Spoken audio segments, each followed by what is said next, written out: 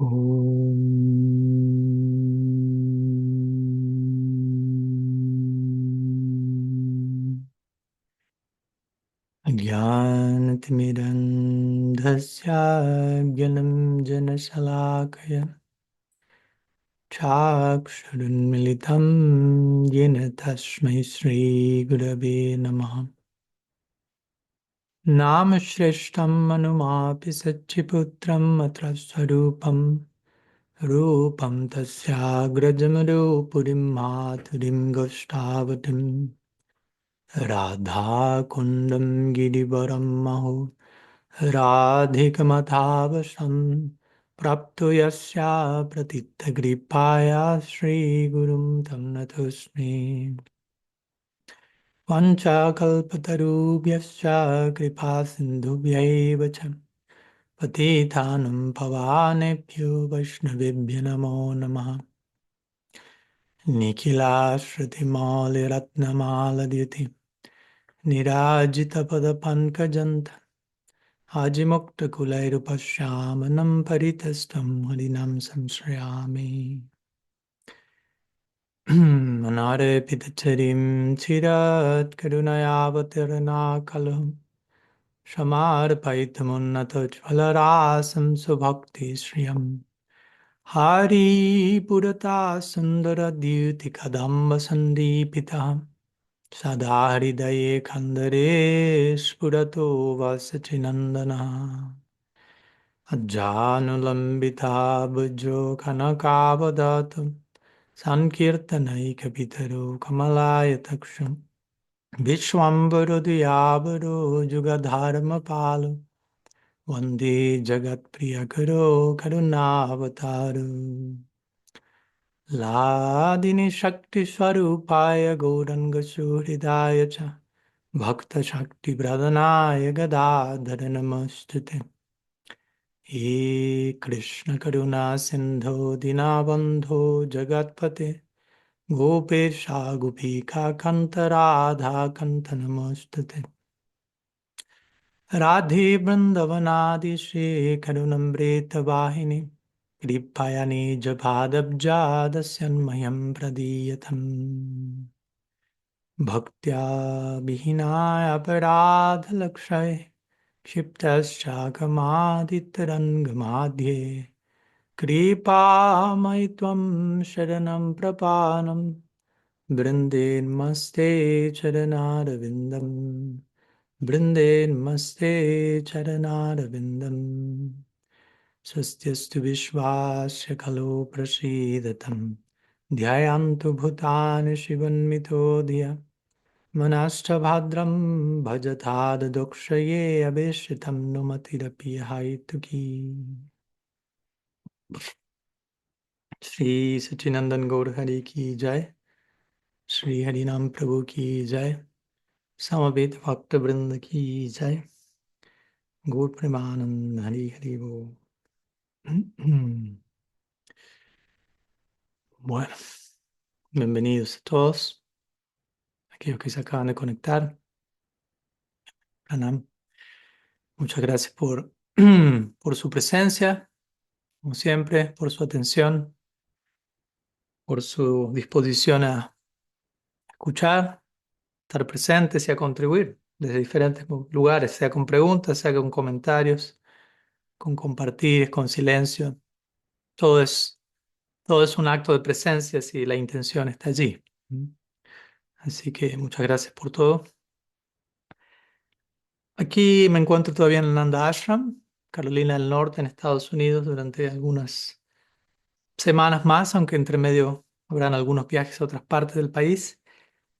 Y aquí nos encontramos bastante ocupados con lo que es la publicación, lo que va a ser la publicación de mi tercer libro, que se va a publicar en un mes más o menos. Primeramente al inglés, pero obviamente eventualmente al español. Ténganme paciencia, por favor.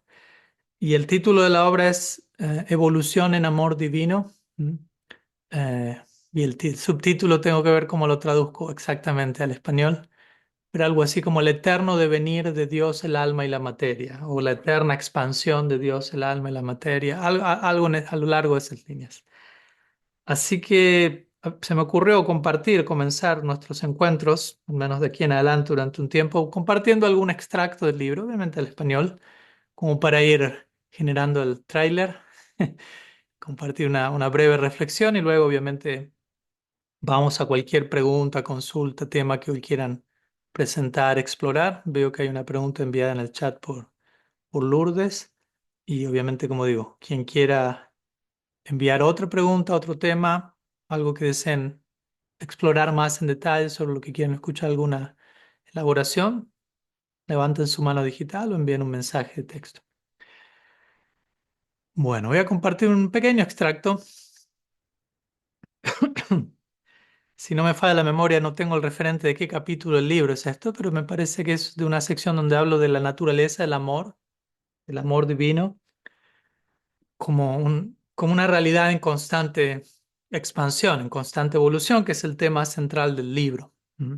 La naturaleza del amor en constante movimiento, en constante flujo, en constante crecimiento y expansión. Por lo tanto, Dios, Krishna, el Ser Supremo, también encontrándose en una experiencia de constante expansión y evolución, y por lo tanto, lo cual nos invita a nosotros como almas a un horizonte en constante movimiento y evolución. E incluso si deseamos analizar un elemento aparentemente inerte como la materia, también encontramos a su manera, se encuentra en movimiento, en evolución.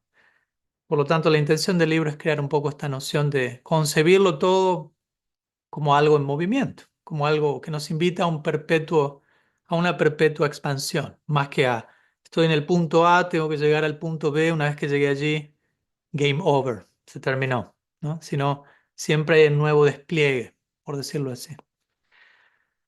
Entonces dice así, voy a leer este pequeño párrafo y luego veo que hay también otras preguntas, así que las vamos a abordar en un minuto. Voy a leer brevemente, hay que también procesar los conceptos. Dice, las acciones de Dios son inseparables de su ser, que es puro amor. Por lo tanto, sus actividades, o lila, ¿no? Llamamos a las actividades de Dios lila o juego divino, constituyen una expresión perfecta de ese amor.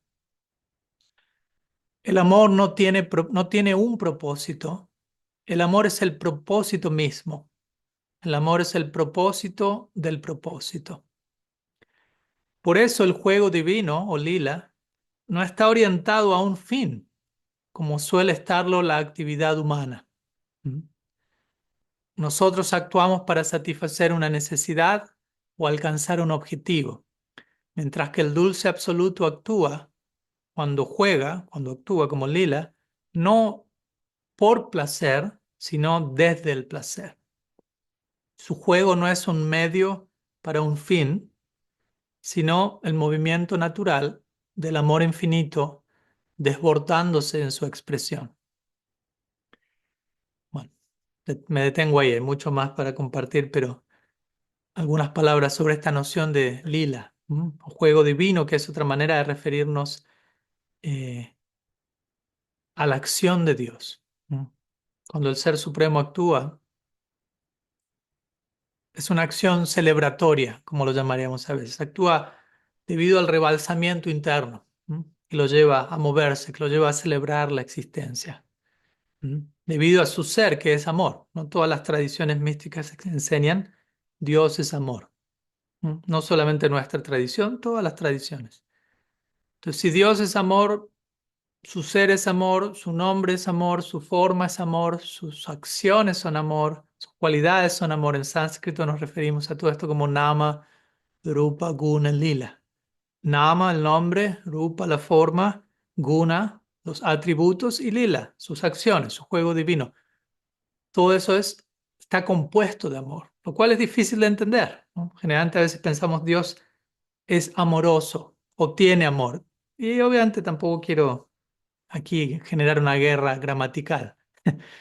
Pero más puntualmente, más que decir Dios tiene amor o es amoroso, podríamos decir Dios es amor. Por lo tanto, todo lo relacionado a su ser es amor, su forma, cualidades, juego divino, etcétera. Entonces, cuando el ser absoluto actúa, eso es amor en sí. Y el amor no busca obtener algo separado del amor.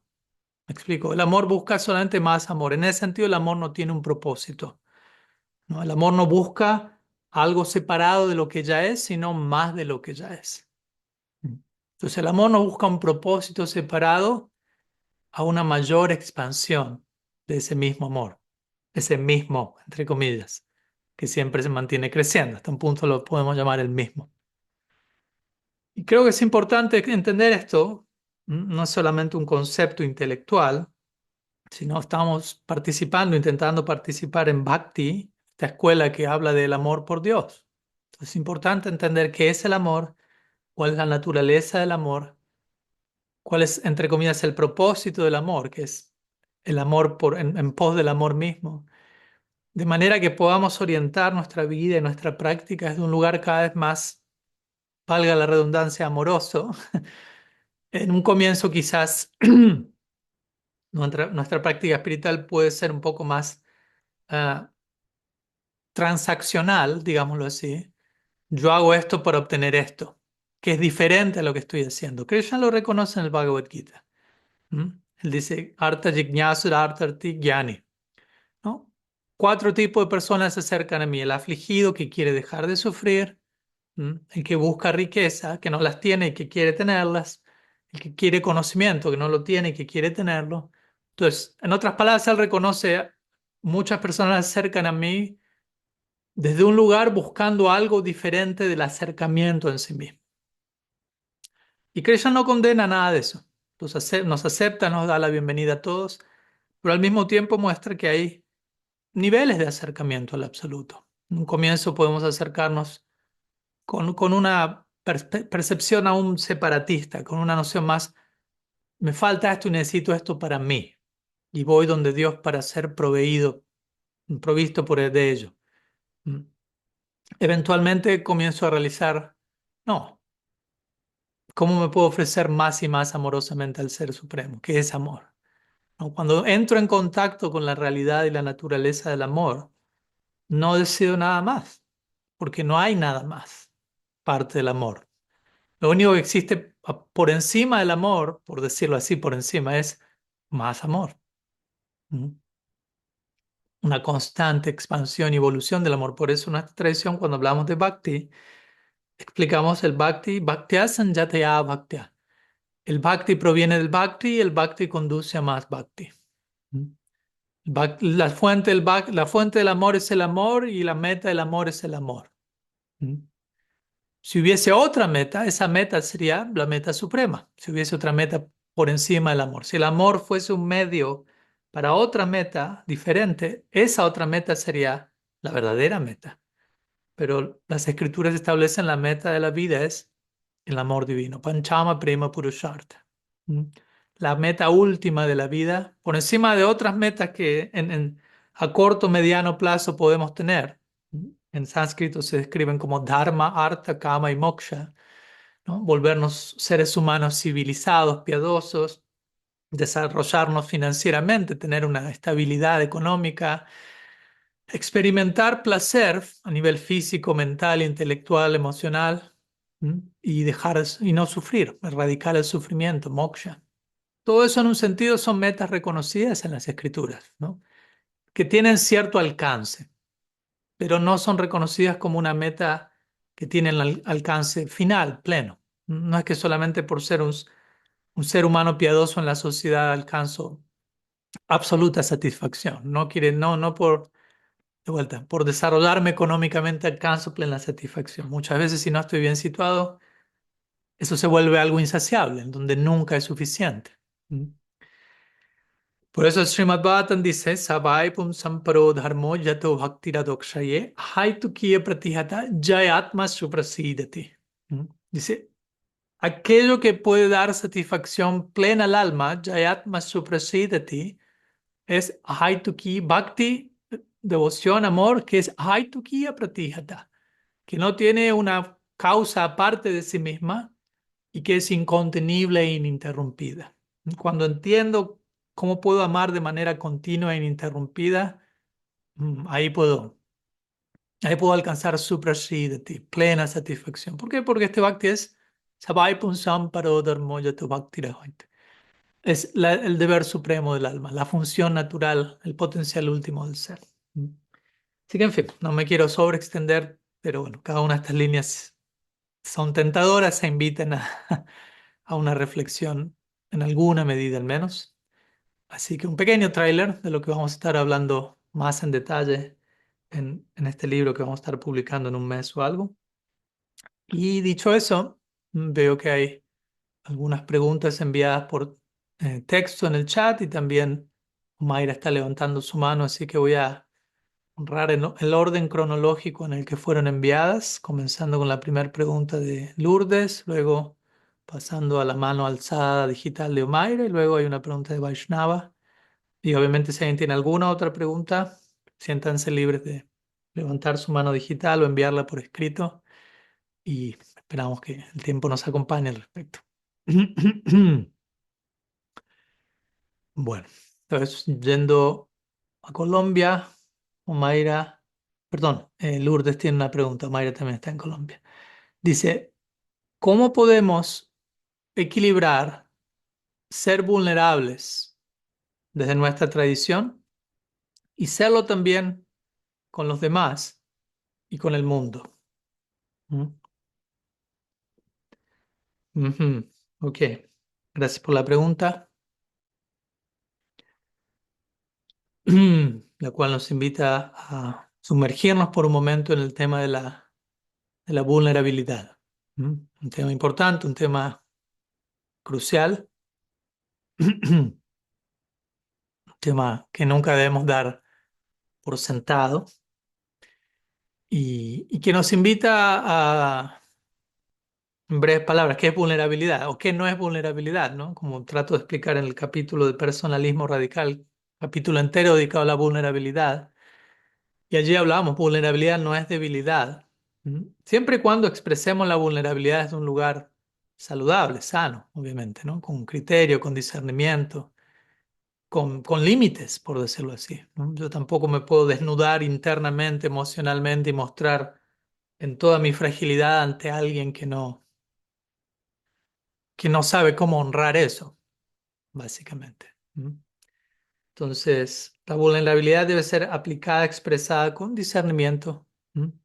Y todos necesitamos no solamente practicar la vulnerabilidad, sino entender que somos vulnerables. Por constitución, el alma es definida como tatasta shakti, que sí, a veces se traduce como energía marginal, o somos, ¿cómo decirlo? Somos propensos a ser influenciados por el entorno, sea en una dirección o sea en otra, hay diferentes entornos, diferentes influencias. Entonces, es una forma de vulnerabilidad, la cual obviamente no es algo negativo. Si nos posicionamos en un entorno nutritivo, inspirador, bien queriente, vamos a ser afectados, impactados por ello, y eso va a ser nuestra mayor bendición en un sentido. Srila Siddhar Maharaj diría, somos un producto del medio ambiente. ¿Mm? Nos guste o no, al menos en la mayoría de nosotros, a menos que alguien sea un alma absolutamente iluminada y por encima de ciertas influencias, somos afectados por el entorno.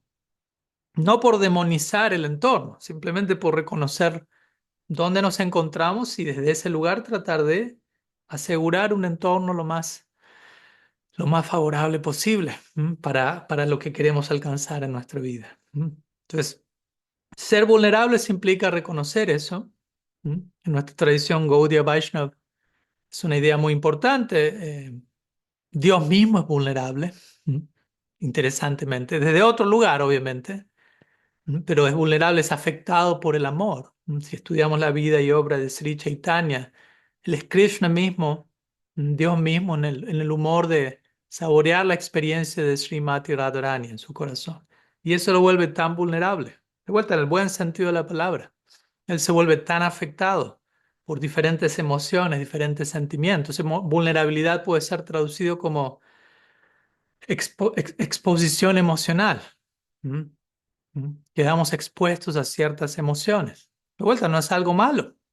El punto es qué emociones, en qué entorno expresamos esas emociones, en qué entorno nos exponemos. Vulnerabilidad se relaciona con la idea de riesgo, ¿m? Donde salgo de mi zona de confort, en un sentido abandono aquello que me es familiar y conocido y me aventuro a algo que yace más allá de mi control, lo cual se puede sentir como riesgoso. No necesariamente es algo malo, pero lo vamos a experimentar como, wow, ¿dónde estoy yendo aquí? Y tampoco es importante dar esos pasos, pero tampoco, ¿cómo decirlo? Dar un salto demasiado extremo fuera de nuestra zona de confort, porque eso también puede ser disfuncional. Demasiada zona de confort, disfuncional a su manera. Demasiada zona de no confort se vuelve zona de pánico, quizás, y tampoco es favorable. ¿Mm? Entonces, como uno de mis maestros diría, es entre el medio de la zona de confort y la zona de pánico está la zona de aprendizaje. ¿Mm? Entonces, ese es un punto medio en el cual debemos aprender a posicionarnos y aprender. ¿Mm? Entonces, como digo, cómo ser vulnerables con los demás, cómo ser vulnerables con el mundo. No hay una sola respuesta, cada uno está en un lugar diferente y desde ese lugar uno tiene que ver cómo me resulta sano y sostenible ser vulnerable. Por ejemplo, y como dije hace un rato, ok, trato de ser vulnerable con otra persona, pero si la otra persona no tiene una sensibilidad, no está entrenada para lidiar con la vulnerabilidad, no puedo ser muy vulnerable. Quisiera.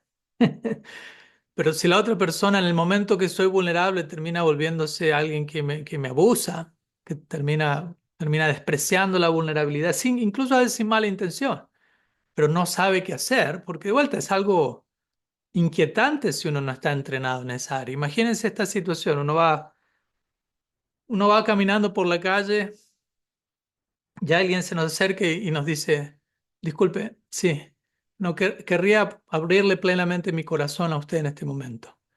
La mayoría de las personas no se van a sentir cómodas con eso. La mayoría de las personas se van a sentir incómodas, van a querer salir corriendo, porque no es un chiste. O sea, especialmente cuando entiendo que la persona me lo está diciendo en serio.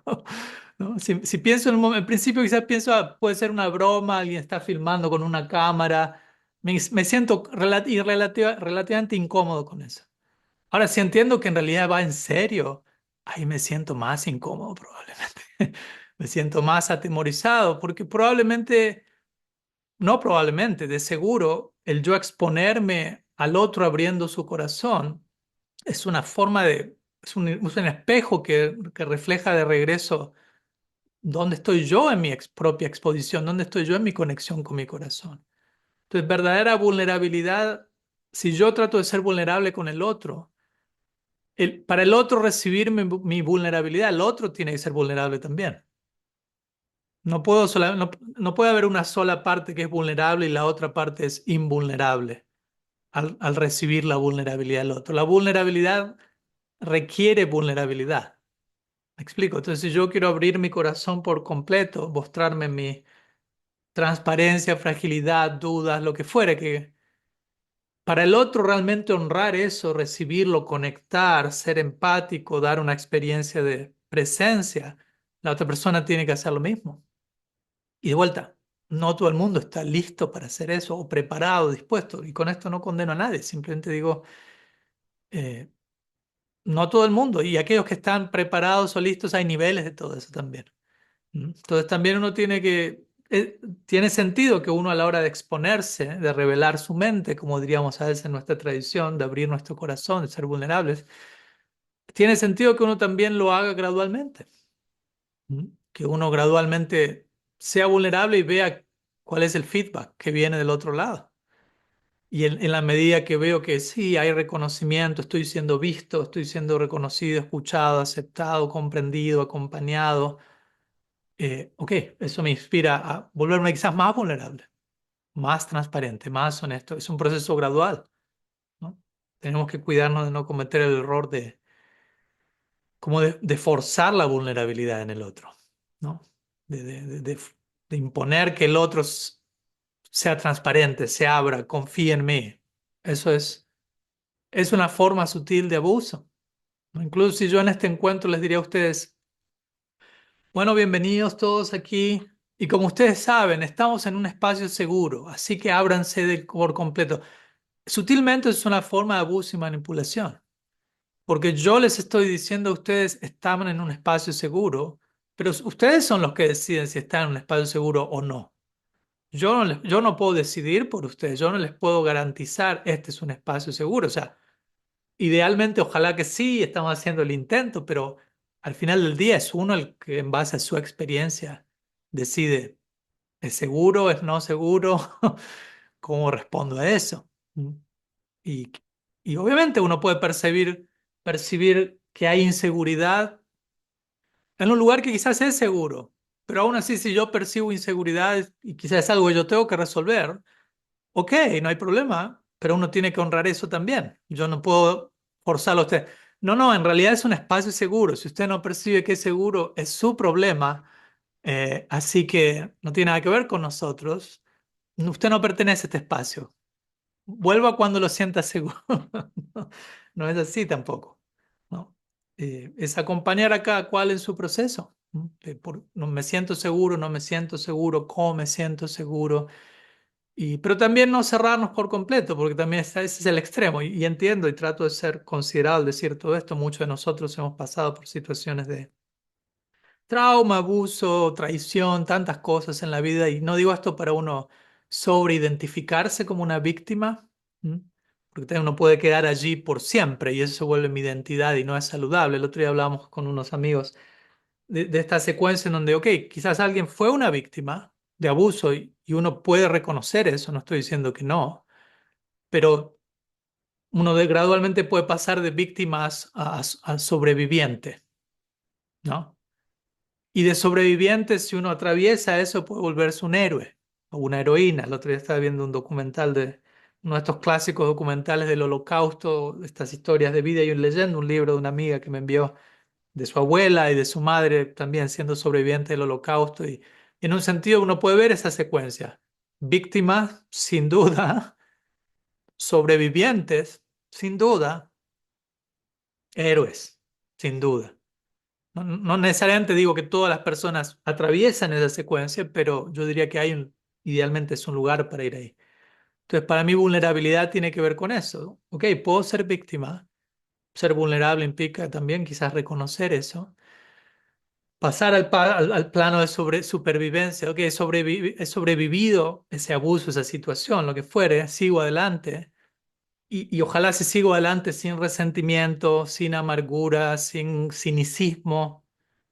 eh, y más bien con gratitud, con crecimiento, aprendiendo del dolor ajeno, extrayendo lecciones, que no digo que sea fácil y no digo que a todos les salga tan fácil y que todos pasen la prueba de inmediato, pero idealmente eso puede ocurrir y conocemos tantas historias en la humanidad que nos llenan probablemente son las historias que nos llenan de más esperanza cuando podemos ver esa secuencia de víctima, sobreviviente, héroe, ¿no? ¿Por qué? Porque al ver, al ser testigo de esas historias, eso nos habla de regreso a nosotros, como nosotros también somos invitados a ese viaje. Joseph Campbell lo llamaría The Hero's Journey, el viaje del héroe o el viaje de la heroína. Entonces la vulnerabilidad tiene que ver con eso. Pero de vuelta, toca aplicar discernimiento, toca aplicar límites en ciertos casos, pero cuidándonos de que al aplicar discernimiento y límites no nos terminamos cerrando, creando una armadura y no abriéndonos a nadie por temor a lo que pueda pasar en potencia. Y sí, en potencia puede pasar tantas cosas, pero si quedo paralizado por eso, nunca termino de dar un paso en ninguna dirección y quedo encasillado, guardado, atrapado y, y me pierdo del potencial de experimentar amor, conexión, propósito, todo lo cual muchas veces se da en relaciones significativas, en relaciones honestas, profundas, ¿m? Que siempre implican un cierto nivel de riesgo, de exposición, como hablamos hace un rato, todo eso es vulnerabilidad. Se siente un poco entrando en lo desconocido, pero también en esos momentos tengo que agarrarme de esa fe y de esa convicción más profunda que tengo en el amor, en la protección divina, en tantos elementos positivos y favorables que le siguen dando sentido a mi vida. Así que bueno, algunas ideas, obviamente podríamos haber ido en muchísimas otras direcciones para explorar el tema de la vulnerabilidad. para más detalles está el capítulo del personalismo radical, todo un capítulo entero sobre la vulnerabilidad. Y antes de ir a la próxima pregunta, les quiero compartir alguna idea que me vino estos días y ustedes son, obviamente están abiertos a participar o no en ello. Y es que en lugar de hacer estas secciones cuartos, ¿cómo lo llamo en inglés, en español? Como cuartos privados en Zoom que hacemos al final, estoy pensando en hacer pequeñas secciones más cortas de cuartos privados después de cada pregunta o después de algunas preguntas, donde son invitados a reflexionar juntos sobre el tema en particular que acabamos de hablar. Nadie está obligado a, a entrar en el cuarto si alguien desea esperar. Va a durar 5 minutos, lo vamos a hacer más breve, así que administren su tiempo de mejor manera. Vamos a hacerlo de 5 minutos unas 2, 3 veces a lo largo de la charla, que equivale al mismo tiempo que pasábamos al final. Si alguien prefiere no participar por X razón, honramos esa decisión, pueden mantenerse en el cuarto central, no necesariamente tienen que aceptar la invitación y en 5 minutos volvemos y yo abordo la siguiente pregunta. Voy a poner en pausa la grabación del video y luego seguimos. Bien, estamos de regreso. Espero que hayan tenido un intercambio fructífero. De vuelta, como manera de seguirnos conociendo Súper, y Maharaj, de seguirnos súper. expresando. Me alegro, digo, me alegro. Ahí probando nuevos formatos, experimentando un poco también. Perdón por mis experimentos sociales online con cada uno de ustedes. El tiempo parece un poco corto. Sí. Matías me estaba contando una experiencia muy bonita y ¡pum! Se fue el Mm. tiempo. Perdón, perdón. Pero sí, también considero está bueno, breve tiempo ayuda a ser conciso y a expresar nuestras ideas de manera concreta. Y obviamente en otros espacios tenemos más tiempo. Y obviamente aquellos que por X razón, como digo, prefieren no sumarse a los grupos, no quiero que nadie se sienta mal o se sienta excluido, que se sienta el que se suma es mejor, el que no se suma es peor. De vuelta, si por X razón sentimos la necesidad de no sumarnos también, de todas maneras en esos 5 minutos cada cual puede hacer su reflexión sobre el tema que el resto está compartiendo en los grupos, ¿no? No es una excusa para que no hagan su tarea tampoco. Así que bueno, seguimos con la próxima pregunta, que es no veo ahora la mano alzada, pero Mayra había alzado la mano hace Sí, un rato. sí, sí. Adelante, Mayra, por favor. Gracias, Marja. Yo, en principio, aunque esto puede sonar repetitivo, pero estoy en gratitud con lo que usted inició hoy la charla, porque iba a ser mi pregunta si de pronto, eso lo pensé toda la semana, se podía, cuando no hubiesen preguntas, como uno de sus textos, y justo hoy usted comienza con eso, entonces yo quiero dar las gracias por ello. Y la otra es que yo siempre tuve la cuestión, la pregunta de cómo hago yo para amar realmente a Dios Supremo, como a veces también lo llamo a Krishna, cuando Él es el amor, ella es el amor.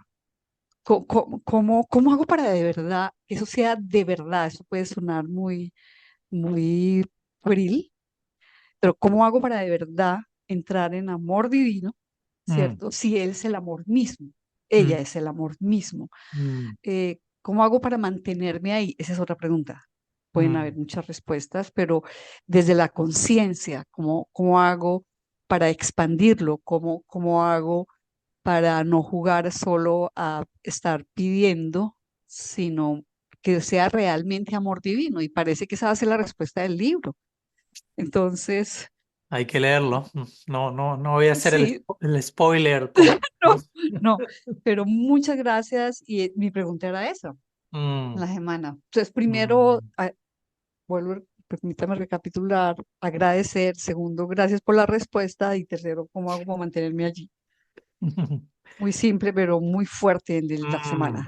gracias. Sí, gracias, Mayra. Aprecio que tengas, que dediques el tiempo a lo largo de tu semana, de tus días a convivir con esas preguntas, que a veces no son Sí, preguntas sí, fáciles y tenerlas y sentarnos con las preguntas muchas veces eh, es lo que genera eventualmente una respuesta.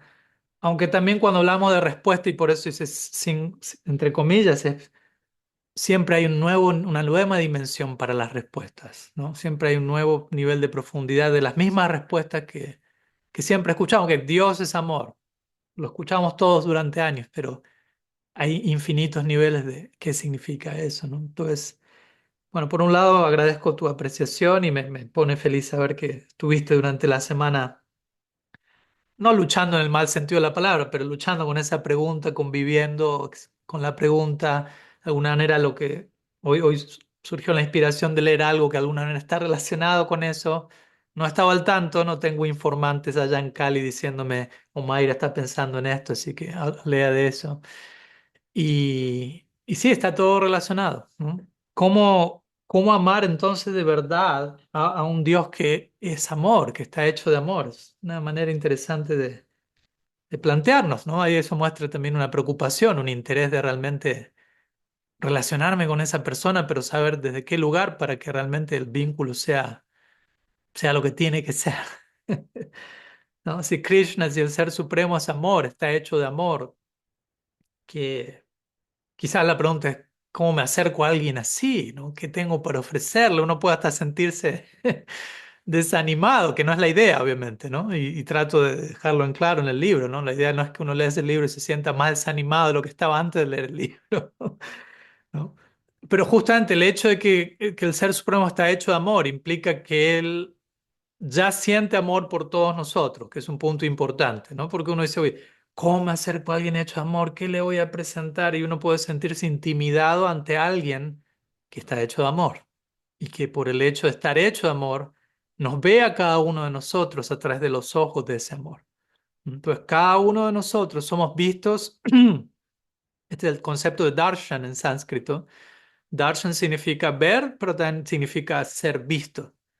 Entonces, darshan, ¿cómo? No tanto significa, por ejemplo, ver a Dios, también, pero entrar en ese lugar en donde meditamos en cómo estamos siendo vistos por Él, o por ella, o por ellos, ¿no? No podemos limitar a Dios a masculino, femenino, singular, plural, va más allá de todo eso. ¿Cómo estoy siendo visto por el absoluto? A través del ojo del amor incondicional. Entonces, siempre considero que eso es una base muy importante a la hora de yo acercarme o intentar amar. Intentar amar a Dios en un sentido es devolver el abrazo que Dios ya me ha enviado. Entonces, es importante tener eso en consideración a la hora de yo lanzar mi abrazo, acercarme al entender, Él ya se ha acercado a mí. ¿Mm?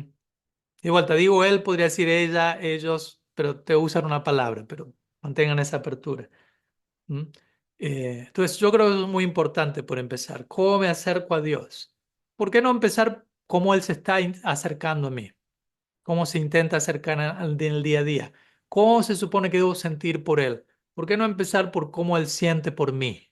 ¿No? Y de vuelta, hay muchas declaraciones a lo largo de nuestra tradición y otras tradiciones. Si Dios está hecho de amor, Él no puede no amar. ¿Mm?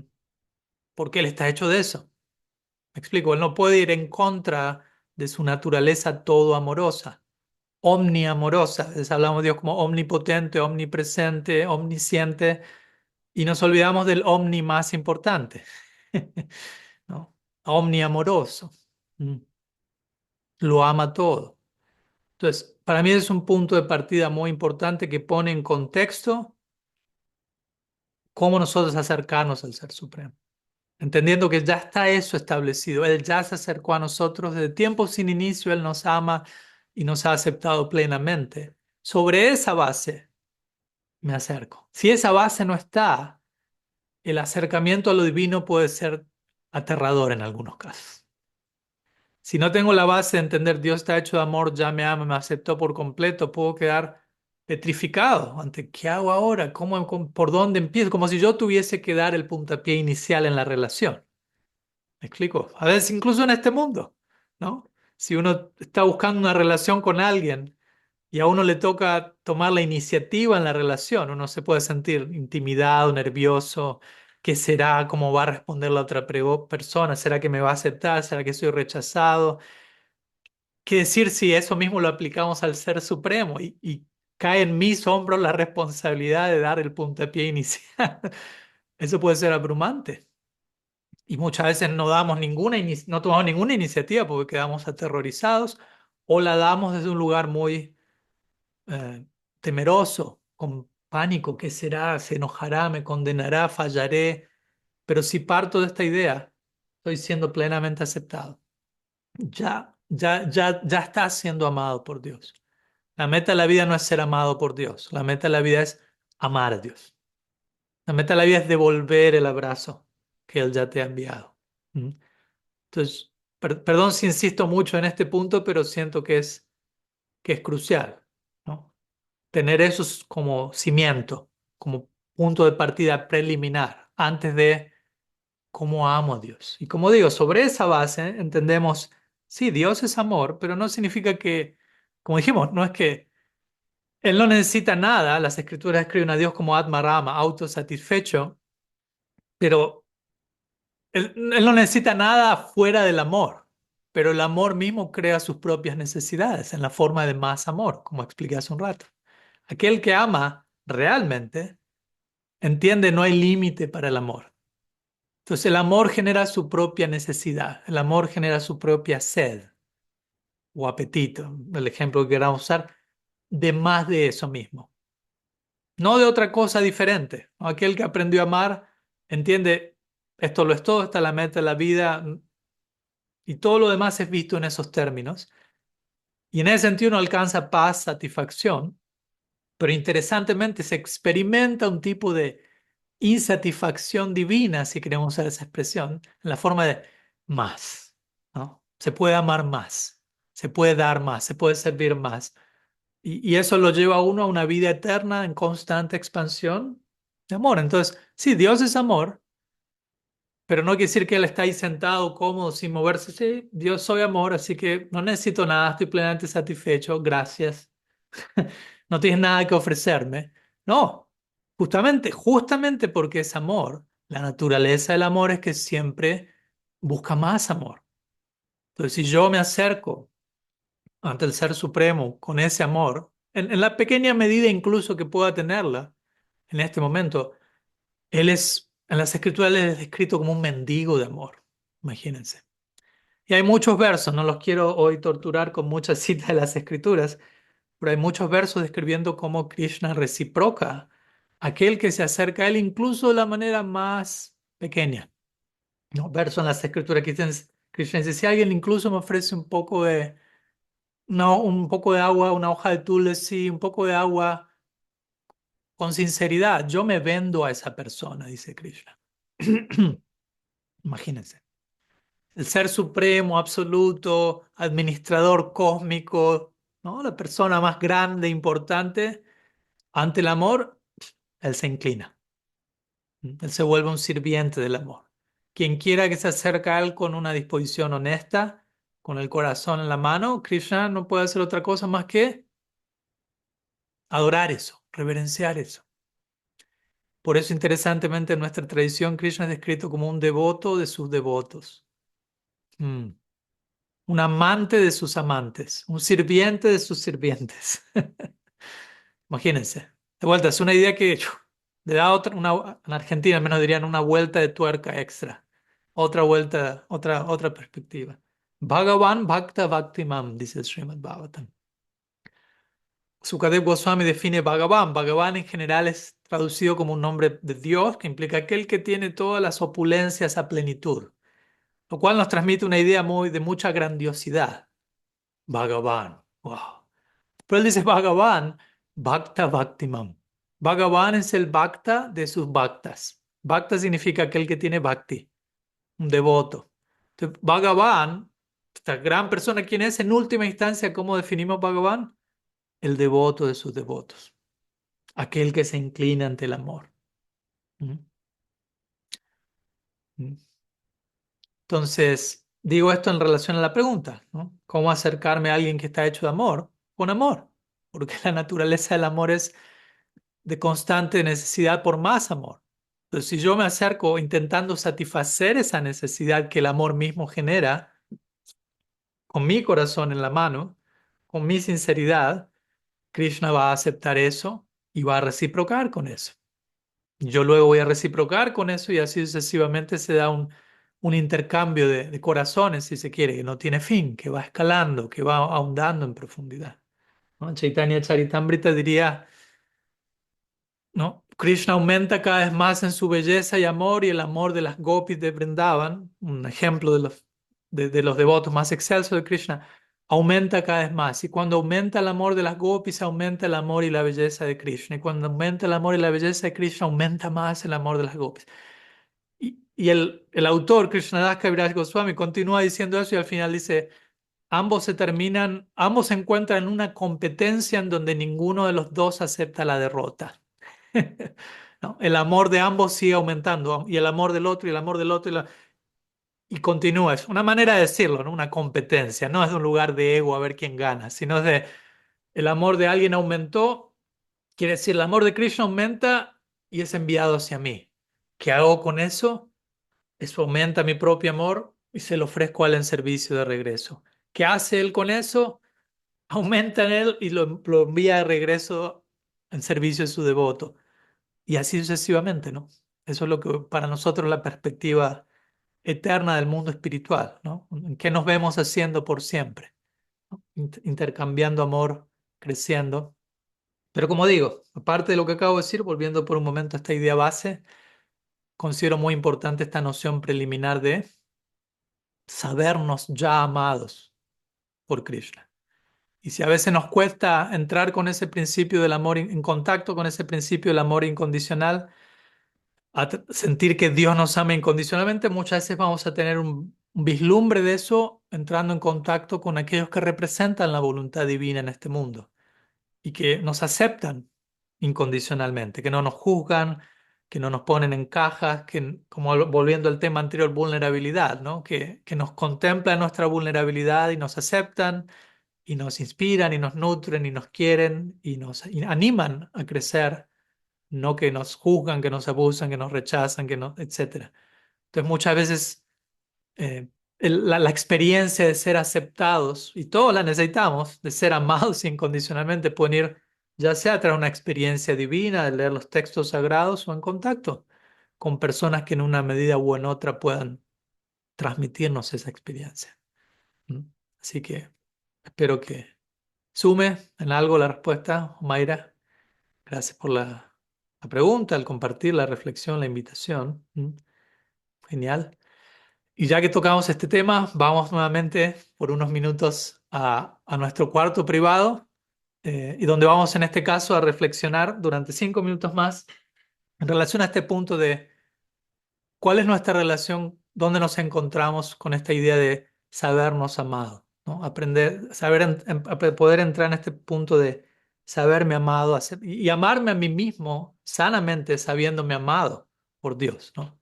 Autoaceptación sabiéndome aceptado por el Ser Supremo, ¿no? ¿Cómo relaciono estas dos cosas? Esa es la pauta para estos 5 minutos, ¿no? ¿Cómo relaciono el saberme aceptado por el Ser Supremo? ¿Cómo eso repercute en mí aprendiendo a aceptarme a mí mismo? ¿Dónde me encuentro internamente en ese proceso? Así que vamos a compartir unos minutos al respecto.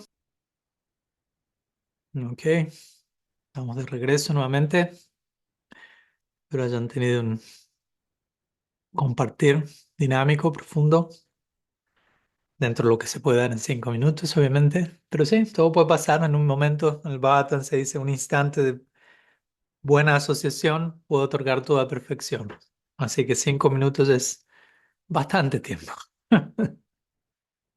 Vamos a continuar con la siguiente pregunta que fue enviada por Vaishnava Prabhu desde Buenos Aires y luego envió un mensaje que lamentablemente tuvo que salir de la sesión de luego al ver el video, así que vamos de todas maneras a abordar su pregunta y luego veo que hay una pregunta más enviada por Luna desde Cali y yo calculo que con eso ya vamos a estar concluyendo la sesión de hoy. Entonces la pregunta de Vaishnava Prabhu dice, quería preguntar si nos quiere compartir cuál es la relación, si es que la hay, entre el señor Shiva y Sri Krishna.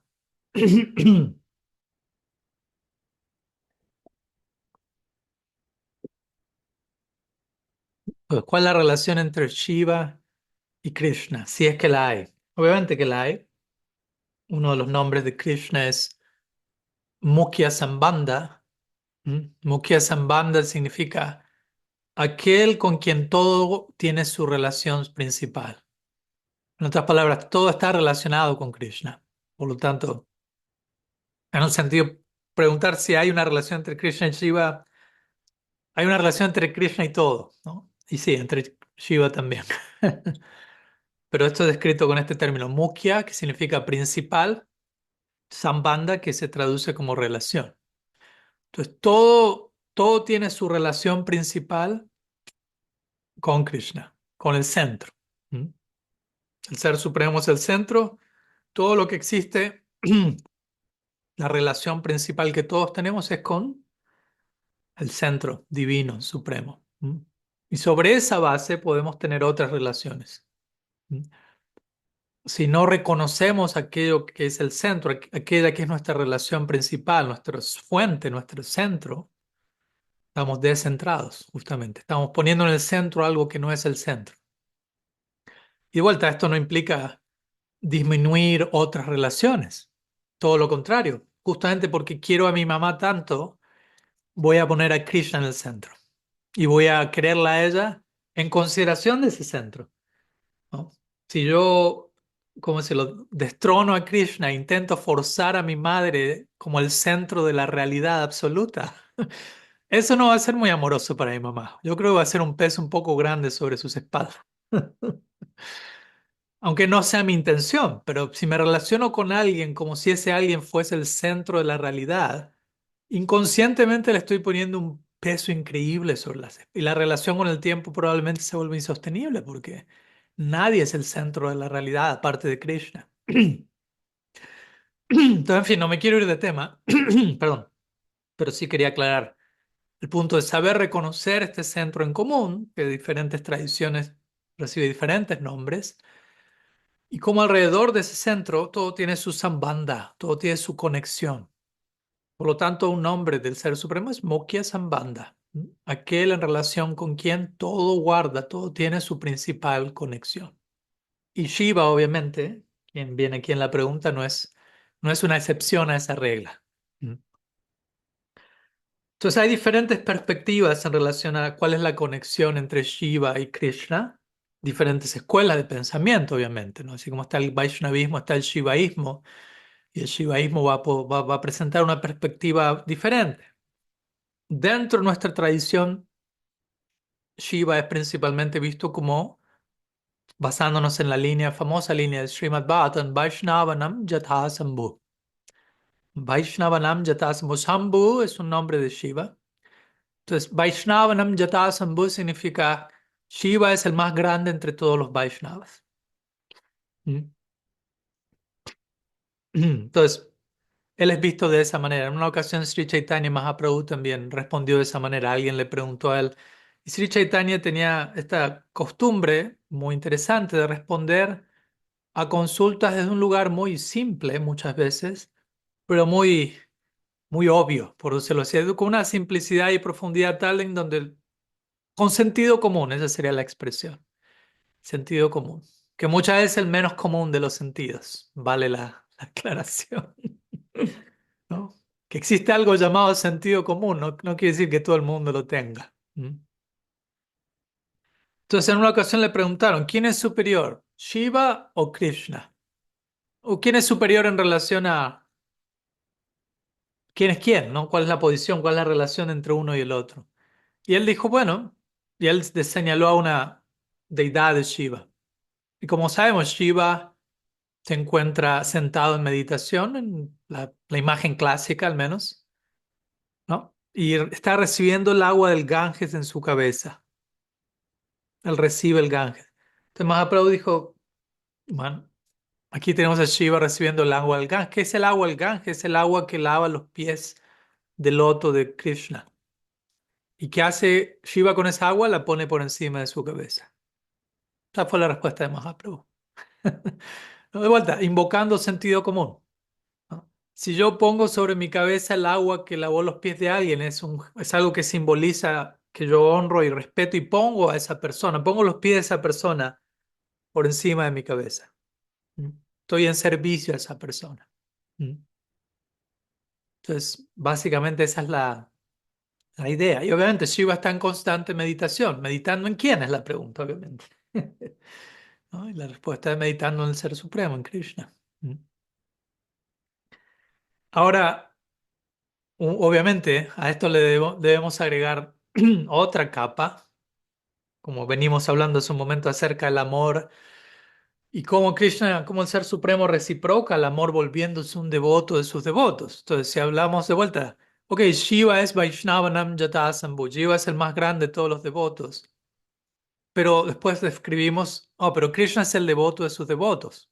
Entonces, la conclusión es al final del día, todos son devotos, ¿no? Shiva como devoto es feliz en ser devoto de Krishna y Krishna como Dios es feliz en ser devoto de su devoto, ¿no? El amor es la meta última, para el devoto y para Shiva, para Krishna.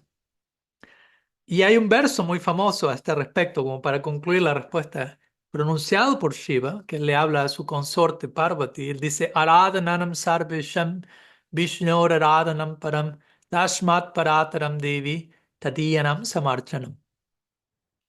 Y allí Parvati está preguntándole a Shiva, ¿cuál es la adoración suprema? ¿Mm? ¿Cuál es el objeto supremo de adoración? ¿No? Porque vemos que hay diferentes personas adorando otras personas. Entonces él dice, Aradhananam sarvesham, de todos los tipos de aradhana, de todos los tipos de adoración, sarvesham quiere decir entre todos los aradhana, entre todas las formas de adoración, Vishnur aradhanam param. Param significa supremo, aradhanam significa adoración, de ahí viene el nombre Radha, aradhanam. De todos los tipos de adoración, Vishnur Aradhanam Param. La adoración suprema es a Vishnu. Entonces, esa es la primera mitad del verso. Parvati escucha eso. Parvati es la consorte de Shiva y ella adora a Shiva. Y ahora escucha de Shiva que la adoración suprema no es a Shiva, es a Vishnu. Entonces ella se siente un tanto como, uff, no estoy adorando lo supremo. Entonces, Shiva ve la expresión del rostro de su consorte y él inmediatamente invoca la segunda mitad del verso. Aquí estamos solamente estableciendo un punto. Entre todos los tipos de oración, la adoración es suprema es a Vishnu.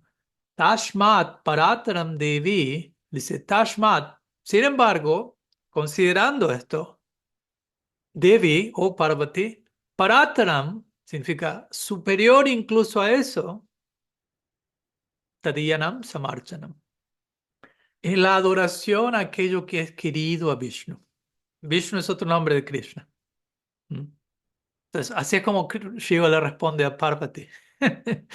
Interesantemente, ¿no? Entonces, le dice, de todos los tipos de adoración, la adoración suprema es a Vishnu, Krishna. Sin embargo, superior a la adoración a Krishna, la adoración a aquello que es querido a Krishna. Y obviamente Parvati concluye, oh, Shiva es tan querido a Krishna.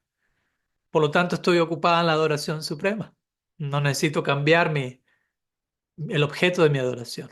¿Mm? Entonces, esta es una manera muy interesante en cómo Shiva responde, nuevamente, y en relación a la pregunta, la relación entre Shiva y Krishna. Shiva adora a Krishna. Y él dice, el objeto supremo de adoración es Vishnu, Krishna. Sin embargo, ¿no? Un tipo de oración más fina y confidencial, que es la adoración en la que Krishna mismo está ocupado, es adorar lo que es querido a Krishna. Krishna mismo está adorando lo que es querido a él. Y nosotros mismos también somos invitados a hacer eso. Entonces, por eso nuestra tradición de Vaishnavismo no solo se adora, muchos devotos han hecho ese argumento, no solo se adora a Vishnu, sino que se adora al Vaishnava, que es querido a Vishnu. No solo adoro a Dios, adoro a todo lo que es querido por Dios. Y obviamente, ahora ahí viene la siguiente pregunta.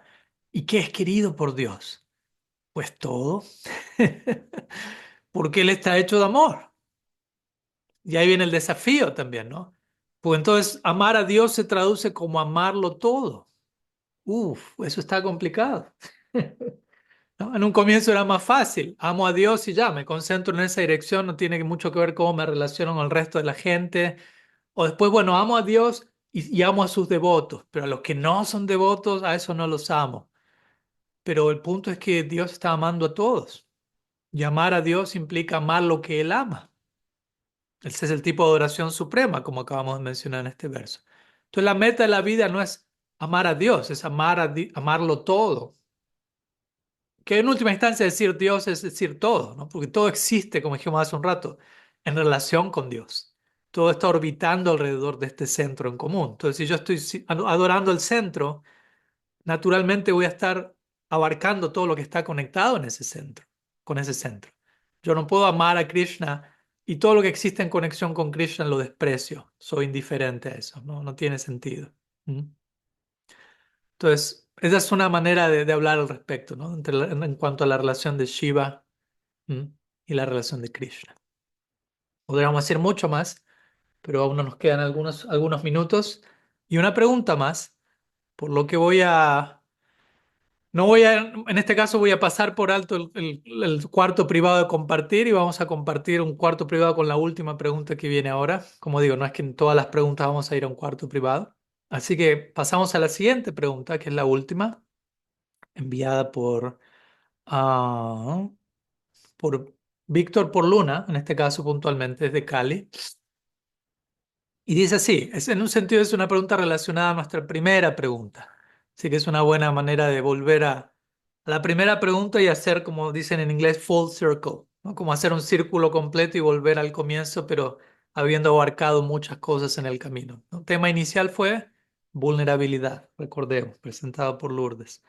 Entonces aquí una pregunta, y es una pregunta compleja y quizás necesitamos más de 10 minutos que podemos tener para responderla, pero bueno, vamos a abordarla para honrarla, reconocerla y compartirla. Dice así, ¿cómo puedo entender la vulnerabilidad de seres desprotegidos, los cuales no pueden tomar decisiones y se observa que les pasan situaciones muy duras? Por ejemplo, maltrato a un bebé, violaciones, etcétera. ¿Mm? Gracias por la pregunta. Y de vuelta, es una pregunta eh, incómoda, ¿no? No incómoda en el sentido que, ¿por qué hicieron esa pregunta? Me incomodó, sino que es una pregunta que nos lleva a una situación en donde hay que lidiar con cosas complejas y tenemos que aprender a lidiar con todo eso desde un lugar también sensible, ¿m? Y compasivo. Porque obviamente uno puede muy rápidamente responder diciendo karma. Y no cancelo la noción de karma, la voy a mencionar en un momento, pero también muchas veces podemos hablar de karma desde un lugar muy poco sensible y muy desconsiderado, en un lugar donde no inspira compasión, empatía, amor incondicional, porque alguien puede estar viviendo algo que es su karma y estar sufriendo por eso, y yo puedo estar siendo testigo de eso, y puedo decir, ah, eso es tu karma, así que buena suerte. O yo puedo aceptar que eso puede ser una reacción que esa persona está viviendo y compadecerme al respecto y acompañarlo y asistirlo y ayudarlo en su experiencia. Entonces, obviamente, de vuelta, aquí estoy respondiendo muy en general, porque cada caso de lo que a cada persona le pasa es único y específico. Entonces, no quiero también sonar impersonal al dar una respuesta genérica, porque cada situación es única, ¿no? Y cada situación tiene todos sus detalles previos y previos me refiero previos en esta vida, previo en vidas previas, en nuestra tradición, como sabemos, reconocemos el principio de la eternidad del alma y la reencarnación. Entonces, muchas veces también cosas que uno vive en esta vida, sobre todo en los primeros años, también pueden estar ligadas a cosas previas de la vida previa. Me explico. Y es difícil entender todo por completo porque no podemos tener quizás todos los detalles y a veces alguien puede decir, y hay varios, como digo, varios puntos a abordar. Alguien puede decir de qué, si algo que yo vivo como niño fue un resultado de acciones de mi vida previa, ¿de qué me sirve vivir eso si no tengo recuerdo de lo que hice la vida previa? ¿Cómo voy a aprender mi lección? Es injusto. Pero no necesariamente eso es así. Obviamente, por empezar, no hay día que yo no recuerde algo, no quiere decir que no lo haya hecho, ¿no? Como si yo, no sé, voy a una taberna esta noche y me emborracho, no es mi plan, aclaro por las dudas, y termino golpeando a alguien, y al otro día me levanto de mi borrachera, no recuerdo nada, no recuerdo que golpeé a alguien, nada, pero la persona llega a mí, era mi amigo, y me dice, mira cómo me dejaste el ojo anoche. Y yo digo, no, no me acuerdo. Y obviamente, que no me acuerdo no quiere decir que no le haya dejado el ojo así y que no tenga, que no sea responsable por eso. ¿Mm? Entonces, el hecho y que no pueda tomar responsabilidad y crecer por eso, ¿no? A eso me voy, a eso es lo que voy. Esto es, no recordar algo en particular no implica que no tenga la chance de aprender una lección. El karma, como digo siempre, no es una ley castigadora. El karma es una ley educativa que preserva el principio del libre albedrío. ¿Mm? Aquí viene el punto. Pues a veces nos quejamos de ciertas situaciones, pero muchas veces ciertas situaciones son el resultado de acciones previas. Entonces, muchas veces quiero retener mi libre albedrío, pero no quiero ir a través de ciertas situaciones que son el fruto de yo haber tomado ciertas decisiones porque tengo libre albedrío. ¿Me explico? Entonces, tener libre albedrío, que es algo hermoso y glorioso, porque solamente el amor es voluntario, ¿verdad? ¿Mm? Por eso muchas veces digo, cuando alguien nos dice, ¿por qué sufro? Y esto puede sonar contradictorio, pero a veces respondo, uno sufre porque Dios nos ama. ¿Y a qué me refiero con esto? Porque Dios nos ama, Él nos invita a amarlo a Él, pero el amor es voluntario. Para yo poder amar a Dios voluntariamente, necesito tener libre albedrío, necesito poder decidir voluntariamente amarlo a Él. Y para decidir amarlo a Él, también tengo que tener otra decisión, otra opción. Si no, no hay libre albedrío. Si únicamente tengo una única opción, ¿qué tanto eso fue una opción, una decisión? Entonces tengo que tener una opción diferente a amar a Dios. Y obviamente elegir esa opción diferente genera un determinado resultado que puede generar sufrimiento. Pero todo eso parte de esta idea de Dios nos ama. ¿Mm? Ahora, que Dios nos ame no quiere decir que Él pueda interferir con nuestro libre albedrío, a menos que nosotros voluntariamente nos entreguemos a Él. ¿Mm? Pero si yo elijo no entregarme a Dios y vivir una vida separatista, por decirlo así, yo tengo que experimentar los frutos de mis acciones previas, porque ese es el precio de tener libre albedrío. El alma tiene libre albedrío intrínsecamente, no se nos puede quitar el libre albedrío, es una cualidad constitucional del ser. Entonces no es que Dios puede ya cancelar eso. ¿Mm? Pero eso no quita que, por dar un ejemplo, y de vuelta, si una persona, un bebé, está experimentando un sufrimiento, de vuelta, recordemos, ese bebé no está naciendo en cero, no es que viene vacío, hay una vida previa y otra vida previa. Si esa persona está viviendo algo traumatizante, no quiere decir que Dios no se compadezca de eso, no quiere decir que Él no sea testigo de eso, que Él no esté dando gracia, misericordia, que se haga presente de diferentes formas, aunque no pueda evitar esa situación. Porque de vuelta, evitar la situación, cancelarla, es cancelar el fruto de las acciones previas de uno, y eso cancela el libre albedrío. Y cancelar el libre albedrío el amor ya no es voluntario, ya no hay libre albedrío. Y cancelar eso es cancelar el amor, y Dios es amor, por lo tanto eso cancelaría la existencia misma de quién Dios es.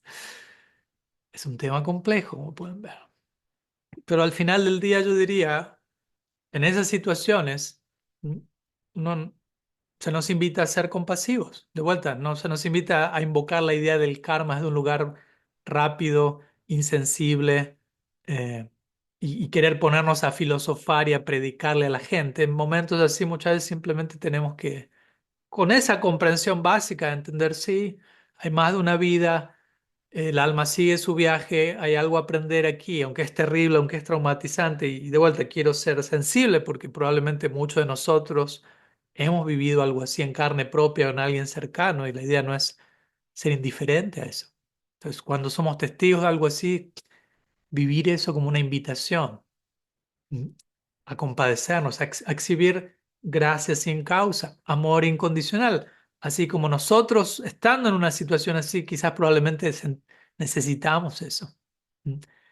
¿No? En ciertas situaciones yo puedo estar recibiendo lo que me merezco en términos kármicos, pero más allá de recibir lo que merezco, puedo estar necesitando algo más allá de lo que estoy recibiendo. O sea, recibo lo que merezco y eso lo necesito y puedo aprender, pero también en ciertas situaciones de dolor y sufrimiento también necesito amor incondicional y apoyo y afecto. ¿Mm? No desde un lugar ¿cómo decirlo? Que se me vuelve inconsciente de mi responsabilidad. Si yo, de vuelta, si yo maltraté a alguien y como resultado estoy siendo maltratado y sufriendo, yo puedo apoyar a esa persona, pero también de una manera en donde ayudo a esa persona a tomar responsabilidad y conciencia de sus acciones. No solamente es más compadecerme de un lugar, ay, pobrecito, y somos todos víctimas y el mundo está conspirando en contra nuestra y y hay cero responsabilidad. No, no, no. Pero al mismo tiempo ser sensibles, ¿no? En ciertos momentos uno necesita estar ahí para el otro. Aunque el otro cometió un error y está quizás en ciertos casos padeciendo el fruto de sus acciones previas, no quiere decir que uno no pueda poner el hombro, ser empático, escuchar, dar afecto. Y eso va a servir como una base de sanación para que también eventualmente el otro o uno crezcamos y aprendamos lo que necesitamos aprender. Y muchas veces con todo respeto y sin estar promoviendo el sufrimiento como una especie de masoquismo, pero el sufrimiento tiene un propósito también, ¿no? Muchas veces yo diría, y hay estudios realizados, personas que han pasado situaciones de gran dolor, miran hacia atrás y se dan cuenta, fui enriquecido por esa experiencia. Ahora soy más sensible, soy más empático, soy más agradecido, habiendo perdido todo esto, con lo que quedó, conecto más con las experiencias de los demás. De vuelta, no digo con esto, oremos para que eso ocurra, promovamos eso, pero también encontrando un valor en todas esas situaciones. No digo que todo el mundo aprenda su lección, muchas veces situaciones de abuso y de trauma eh, afectan y hay personas que terminan lamentablemente hasta quitándose su vida, etcétera, en esa vida en particular, pero de vuelta, a veces hay que hacer un zoom hacia afuera y entender, no es el fin de la historia eso tampoco. Probablemente todos nosotros pasamos por algo así en vidas previas incluso, y aquí estamos, y el viaje sigue. Entonces hay esperanza. Más allá de todo el sufrimiento y el trauma y el abuso, el amor sigue siendo lo más fuerte y la fuerza más poderosa del universo. Entonces, tener eso en claro y poder tratar de invocar eso, especialmente en esos momentos, para los demás, para nosotros, es algo, yo diría, transformador. De vuelta, es un tema complejo y tanto más se puede seguir diciendo, pero al menos quería compartir algunas palabras y no, obviamente no escaparle a la pregunta, por más compleja que sea. Y vamos a culminar invitándolos nuevamente a los salones privados durante algunos un minutos más para compartir nuevamente en grupo, en este caso sobre este tema, ¿no? En realidad, ok, por un lado tenemos esta noción de karma, ¿no? De justicia divina, de cultivar el fruto de nuestros actos. Por otro lado tenemos sufrimientos que a veces en nuestra vida o en otra, en la vida de otros nos afectan tremendamente.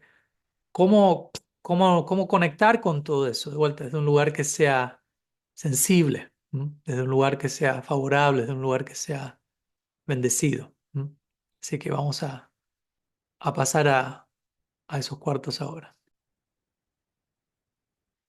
Bueno, muchas gracias nuevamente, esperando hayan tenido un nutritivo compartir y vamos a poner a descansar nuestra sesión por este día, por esta semana, esperando verlos el próximo domingo, mismo horario, hora, día, canal, etcétera, pero siempre un corazón Maharaj, diferente, una nueva disposición a seguir creciendo. Diego, ¿estabas diciendo algo? Perdón. Maharaj, Yes, Maharaj, yes. sí, buenos Sí. días. Es que tengo dos cositas que no quisiera dejar pasar por alto, referente a la última respuesta. Usted me corrige si estoy errado. Ok, te pido algo relativamente resumido porque tengo otro compromiso Supremamente aquí en breve, unos minutos. supremamente breve, supremamente breve. Uno, dijo que, o sea, no sé si lo escuché mal, que el ser es intrínsecamente con libre albedrío. Ujú. Pero mi pregunta o mi aclaración o mi duda es, lo que es intrínsecamente al libre albedrío es el ser humano, porque el ser que encarna en un animal no tendría ese libre albedrío, o en un ángel incluso, o en un semidios, ellos tienen su trabajo por hacer, pero no tienen ese libre albedrío.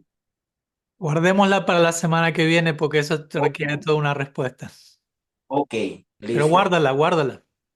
Bueno, y lo otro es, tenemos lo que merecemos, Ujú. tenemos lo que nos corresponde